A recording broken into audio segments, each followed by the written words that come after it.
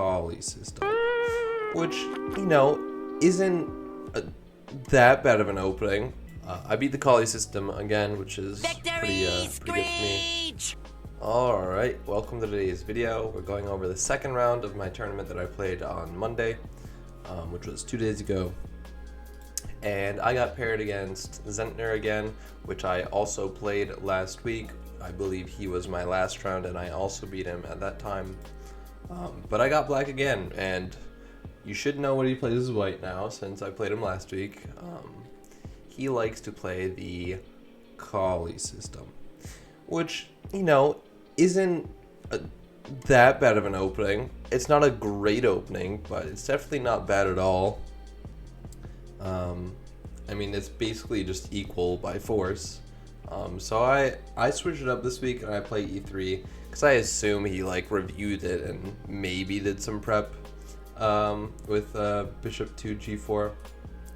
Also, if I remember correctly, bishop g4 was an inaccurate move. But this week I just played e6 and just figured I'd try something new. So bishop d3 and c5. Yeah, my entire idea here is just put pressure on the center, and I want to put my knight behind my c-pawn. So that's why I play c5 here, supported by my bishop. And this time I play bishop out to d6 before taking. So he doesn't take back, which I thought was a little odd, but in all honesty, it would have been a good trade for me.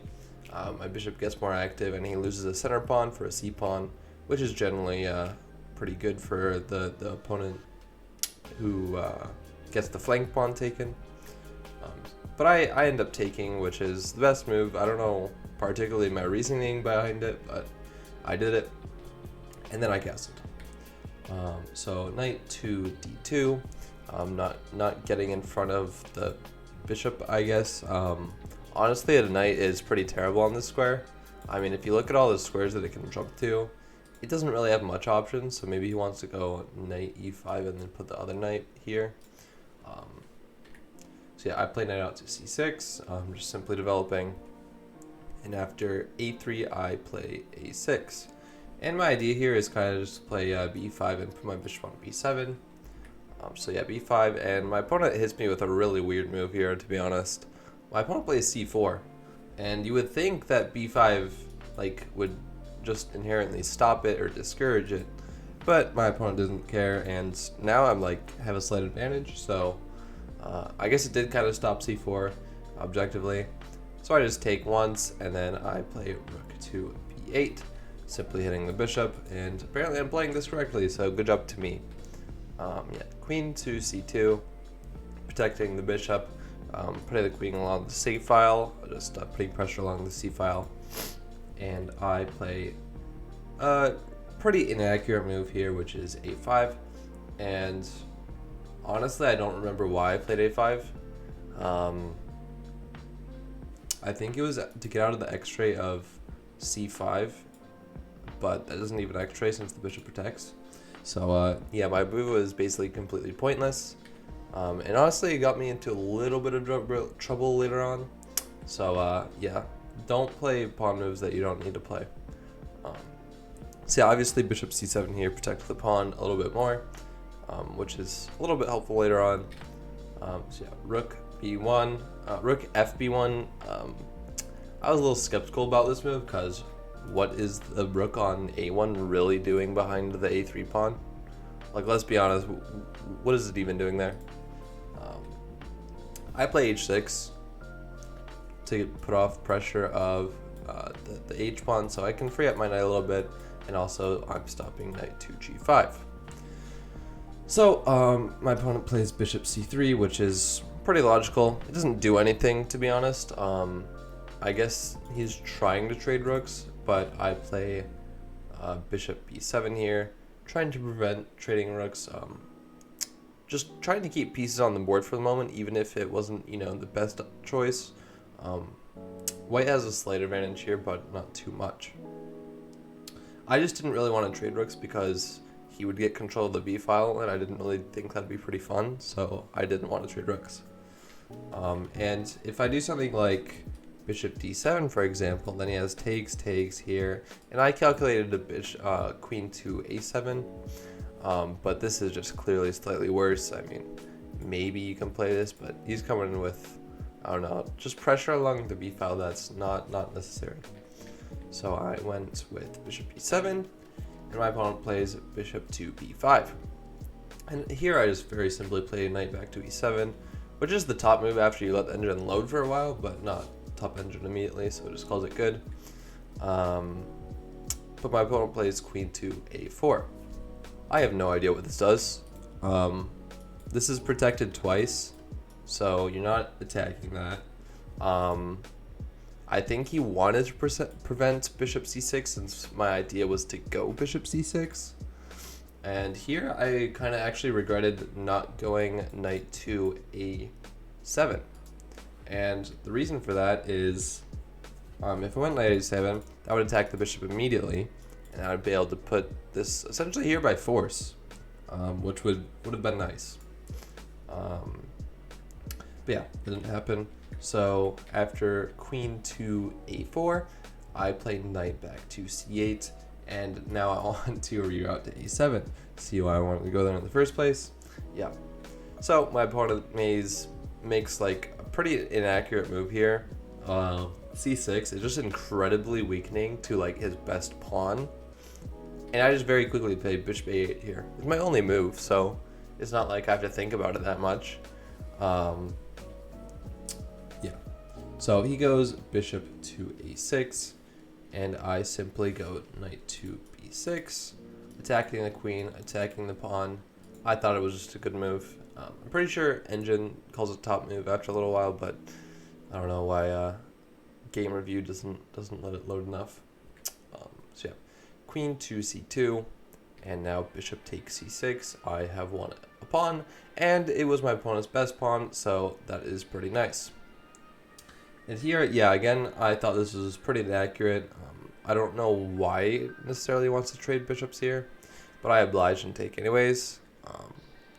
And after rook takes, obviously, he's putting pressure on the pawn, so I move my knight. And this just very simply protects the a pawn. Yeah, it calls it inaccurate, but it wants me to go knight to c4. Like, these are very engine moves. Like, it wants me to go here, here, and here. Like, this just doesn't make much sense to me. I guess you're freeing up the d5 square for the knight. Yeah, that's the entire point. But yeah, ruining pawn structure for that is a little bit iffy. You know, we're kind of approaching an endgame, so I didn't really want to damage my structure like that. But yeah, computer's wild. So yeah, I go back to d7, which I didn't think was inaccurate, but okay, thanks computer. I'm still like plus 1.5 or minus 1.5 here, so obviously it wasn't that bad. So yeah, rook ab1, doubling on the b file. I take one time. I mean, I may as well. It just loosens up his pressure along the b file. So after rook takes, I play queen to e7, which is obviously a blunder. I mean, obviously I should go queen a8 here. That's like one of the only moves that protects the pawn and also frees up my rook to come over to the b file. So I don't know why I didn't play queen to a8. That's just completely winning. I mean, I'm still better here, but it definitely made the game a lot harder to win. So after bishop takes, I play rook to b8. It's the only file that I can really take over, and also my knight protects it, but my opponent plays queen to c7 here, and I was like, okay, I may as well trade queens. So yeah, queen takes d8, rook takes d8, and I'm slightly better, but I do have to watch out for the passed a pawn. So yeah, h3. Also notice how my pawn structure is significantly better. All my pawns are together, and he has 1, 2, 3 pawn islands. So I thought the endgame was better for me for a couple different reasons, but pawn structure is one of the main reasons. So yeah, I play rook c8. This is the best file for me to be along, since he does not cover the c1 square, but he does cover the b1 square, so I didn't want to go rook b8, even though I chose to go there previously. So yeah, rook c8 is the obvious better file. and my opponent goes rook b5, which I thought was inaccurate. Computer doesn't think it's that bad, but the evaluation does go down by like half a pawn. So after here, I mean, I just make the very obvious move, even though it's a little bit counterintuitive since I just moved my rook to an open file, but now I'm playing rook a8. It's the best move because I'm like attacking his biggest weakness, and he just undefended it. So now he has to play this really awkward move, rook to b3. And I just stick my rook right in front of the pawn since I may as well. I don't think it was actually that necessary since he can't push it anyways. So yeah, knight b1 is pretty obvious here, protecting the pawn. And now I can stick my knight on e4 since the knight is no longer protecting that square, so I don't have to worry about my pawns getting ruined.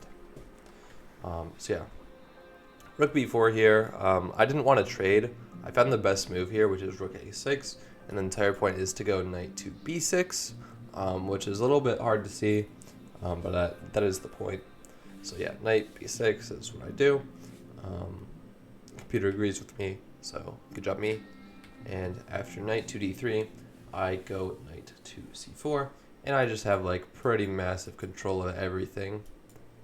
Yeah, my knights are really doing a lot here.